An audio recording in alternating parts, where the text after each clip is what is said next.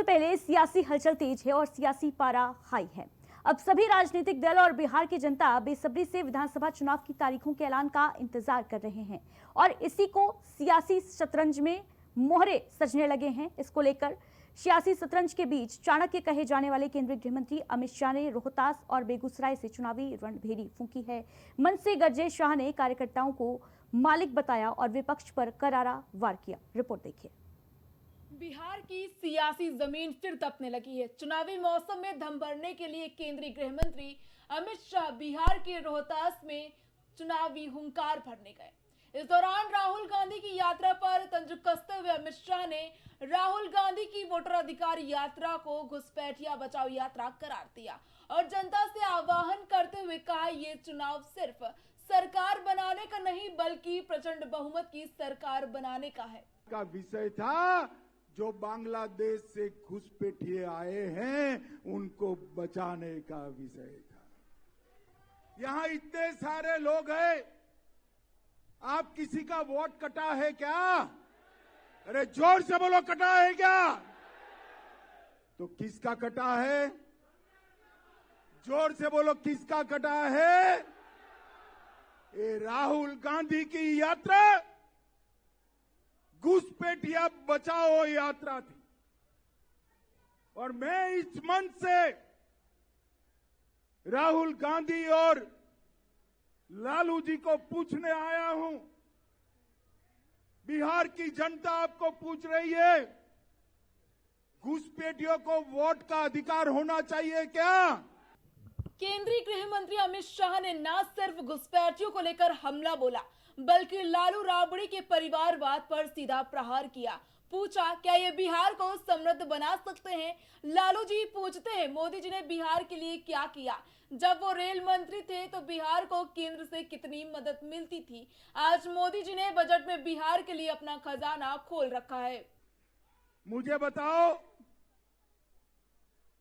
ये लालू जी, रबड़ी जी, तेजस्वी, ये बिहार को समृद्ध कर सकते हैं क्या? अरे भले आदमी, जोर से बोलो, कर सकते हैं क्या? बिहार में विकास कर सकते हैं क्या? बिहार वालों ने 20 साल मौका दिया या नहीं दिया? विकास किया? कभी फिरौती का राज चलने से समृद्धि आता है क्या? कभी हत्याओं के राज चलने से समृद्धि आता है क्या?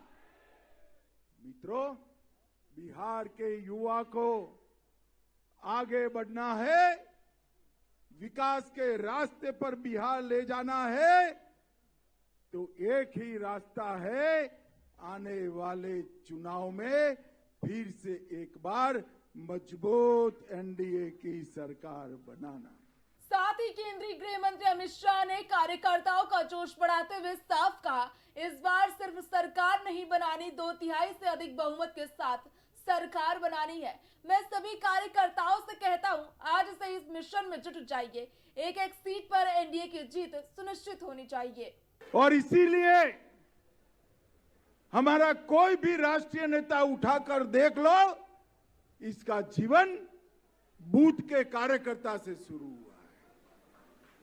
मैं पार्टी का राष्ट्रीय अध्यक्ष बना, मेरे जीवन की पहली जिम्मेदारी संघवी हाई स्कूल के एक बूथ के अध्यक्ष थी।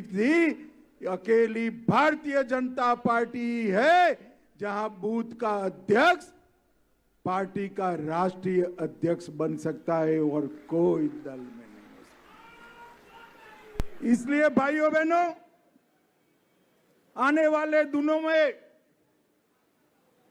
यहां पर एनडीए की सरकार फिर से एक बार बनाने का संकल्प लेने के लिए ये 10 जिलों के चयनित कार्यकर्ताओं को यहां पर बुलाया है।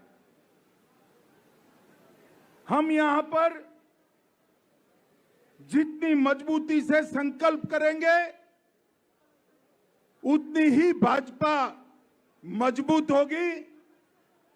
बिहार